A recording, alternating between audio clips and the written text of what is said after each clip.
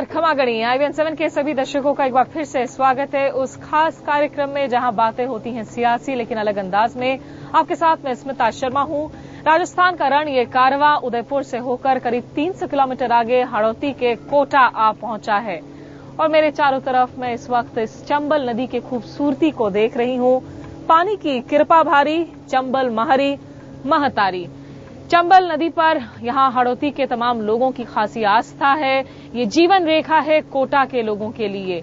बावजूद इसके यहां इस शहर में जहां पर खास अब उद्योग भी नजर आने लगे हैं, यहां के लोगों को पानी की किल्लत से जूझना पड़ रहा है। ये चुनावी मुद्दा भी बन चुका है। और क्या कुछ है चुनावी मुद्दे कोटा के लोगों के लिए, आज बताएंगे हमारे इस सफर में।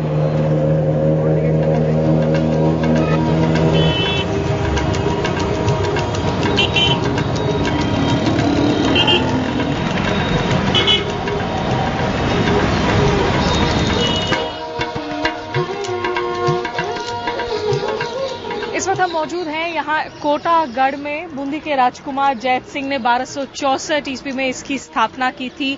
और कोटा के लोगों के बारे में, यहाँ की सियासत के बारे में बातचीत करने के लिए हमारे साथ मौजूद अतुल कर्नाक, जो कि साहित्यकार भी हैं। अतुल जी, कोटा के लोगों के मिजाज को आप किस तरीके से डिस्क्राइब करेंगे? स्मिता जी, क्या है कि हम लोग जो पानी पीते हैं वो चंबल नदी का पानी पीते हैं। चंबल के बारे में आप जानते हो कि डाकुओं को लेकर बहुत फेमस है।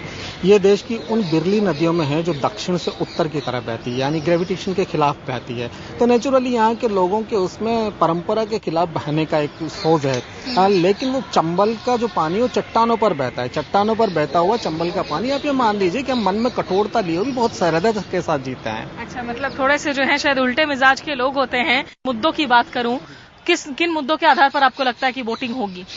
सच मुझे लगता नहीं है कि स्थानीय मुद्दे बहुत ज्यादा प्रभावित करेंगे।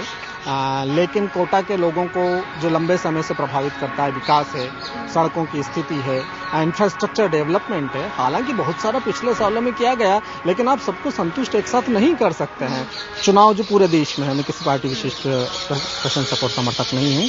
अलग अलग गलियों से निकले हैं कापालिक, अलग अलग हाथों में लिए हुए टोटका, बिच्छू और सांप सभी मंत्र जाप करेंगे, बरसेंगे नारे भी मौसम है वोट का। क्या बात है। कोटा में एक वक्त था जहाँ की इंडस्ट्रीज बंद भी हो रही थी। पिछले कुछ सालों में ऐसा लगता है कि उद्योग जगत को फिर से बढ़ावा मिला है। उद्योग की स्थिति कैसे देखते हैं यहाँ? उद्योग को तो बढ़ावा नहीं लिखा है, लेकिन कोचिंग इटसेल्फ एक बड़ी इंडस्ट्री के रूप में डेवलप हुई है।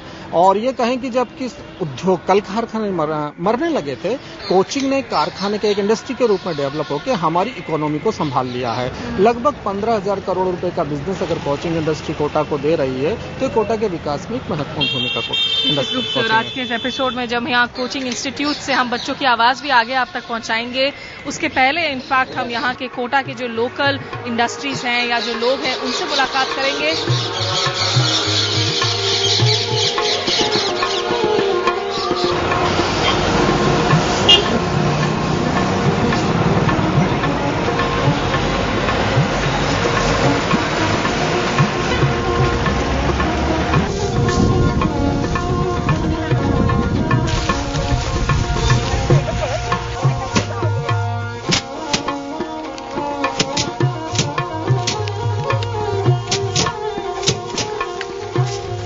कैथून के रास्ते में कोटा के ये कुछ धान के खेत हमें नजर आए। सोचा क्यों ना यहाँ रुककर इन किसानों से, इन लोगों से भी बात कर ली जाए।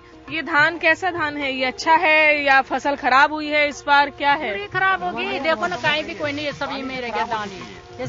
पूरी देखो कहाँ से कर रही है, ये पानी से खराब होगी सब दान। क्या मतलब ज्यादा पानी हो गया या? हाँ, ज्यादा पानी ज्यादा हो गया। 25% तो ऐसे खत्म हो गया, 25% ऐसे नष्ट है, 50% गया। आपको सरकार से आप क्या कहना चाहेंगे? आपको किन चीजों की जरूरत है यहाँ पर? सबकी जरूरत है, घर की भी है, काम की भी है, पैसे की भी है, सबकी है जरूरत।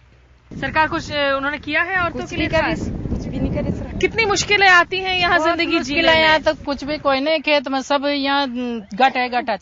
अच्छा, यहाँ किन चीजों की जरूरत है खेत के लिए, ताकि खेत को और आगे बढ़ावा मिल सके? सभी चीज की कमी है, कहीं भी न मिल दे सरकार तो। मतलब माला पहन के चलते हैं, बहुत सारे दिखाते हैं कि ये कर रहे हैं, ये कर रहे हैं, मगर स्थिति आपके सामने जो आ रही है, जो न्यूज में, टीवी में, सब में देख रहे हैं। अब स्थिति क्या होना चाहिए? अब ये नेता चुनो, अब चुने तो किसका भरोसा करें?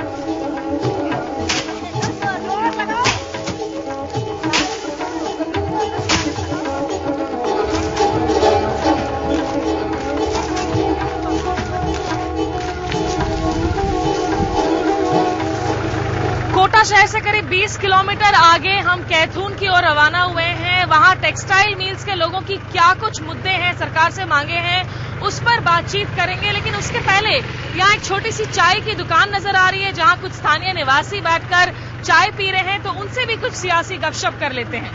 शुक्रिया भाई साहब।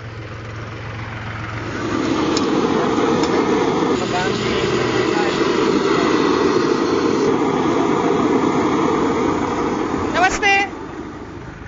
सब यहीं के रहने वाले हैं, आप अखबार पढ़ रहे हैं भाई साहब? किन खबरों पर इस भी ध्यान जा रहा है आपका? ये चुनावी माहौल पे।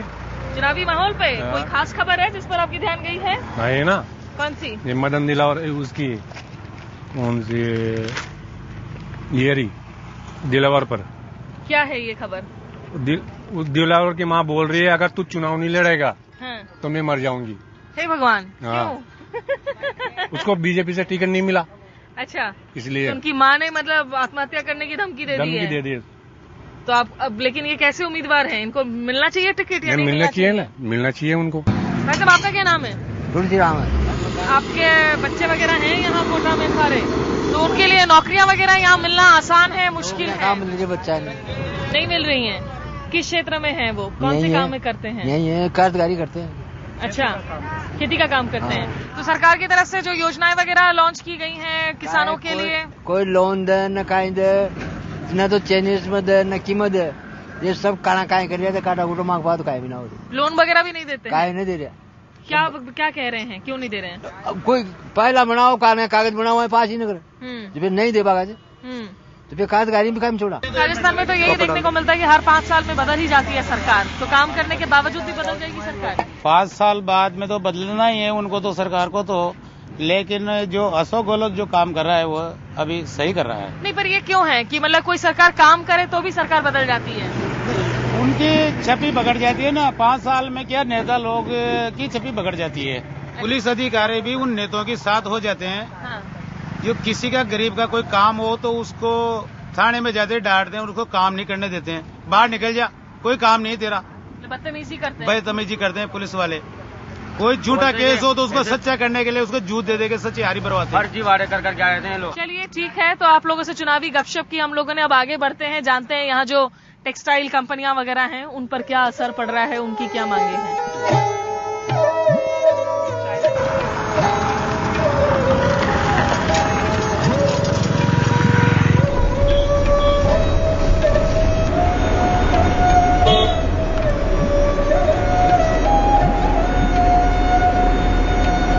देश विदेश में कोटा अपनी कोटा डोरिया साड़ियों के लिए मशहूर है, लेकिन उन्हें बनाने वाले जो बुनकर हैं उनकी आखिरकार सूरत हाल क्या है, जानने के लिए यहाँ कैथून पहुंचे हैं हम।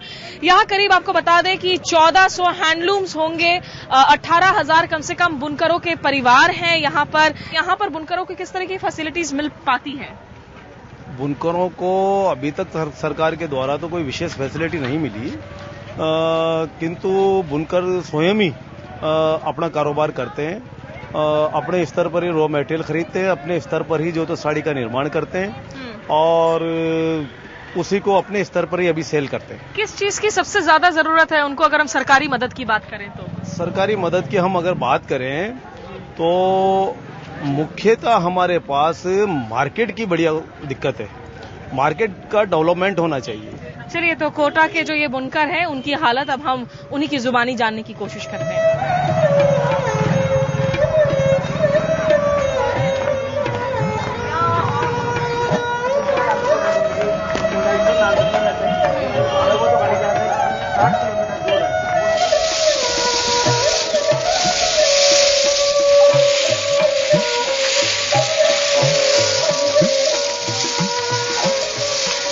आप कर क्या रही हैं इस वक्त? ताना तन रहे, इससे हम कोटा साड़ी बनती है। अच्छा, इसी धागे से बनती है? इस धागे से बनती है, इससे ही बनती है कोटा साड़ी। आप सरकार से आपको क्या लगता है कि आप लोगों की जिंदगी को बेहतर बनाने के लिए क्या कुछ करने की जरूरत है? हमें तो सरकार की सहायता देती है, सरकार गेहूँ दे देती है देश, और ये हमारे घर की मजदूरी है, इससे हम पेट पालते हैं। अच्छा, लेकिन और क्या चीजों की जरूरत है यहाँ पर? यहाँ पर ये हमारा धंधा आगे पहुँचना चाहिए, अच्छी मजदूरी मिलना चाहिए हमें।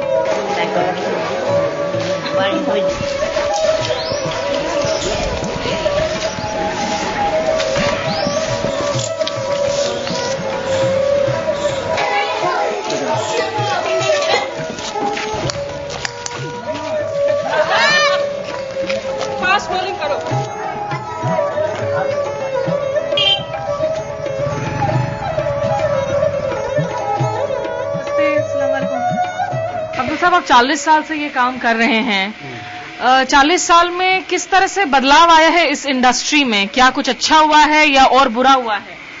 मजदूरी तो वैसे कोई बड़ी नहीं है खास चीज की, मजदूरी में ज्यादा परिवर्तन। किस तरह के रेट्स मिलते हैं आप लोगों को मजदूरी के लिए?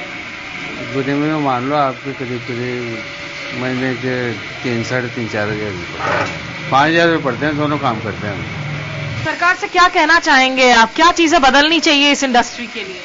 सरकार से तो फिर बदलता होना चाहिए कुछ, या तो इसके ऊपर पैसा वैसा दे तो ताकि लोन वगैरह कैसे भी मतलब या माल उठाए हमारा कच्चा माल। अभी कच्चा तो ले लेते हैं, बना हुआ साड़ी कोई भी लेता है। मेन मतलब गवर्नमेंट पक्का माल बिकने का इंतजाम करे तो बन सकता है मतलब घर पर, ये है ना।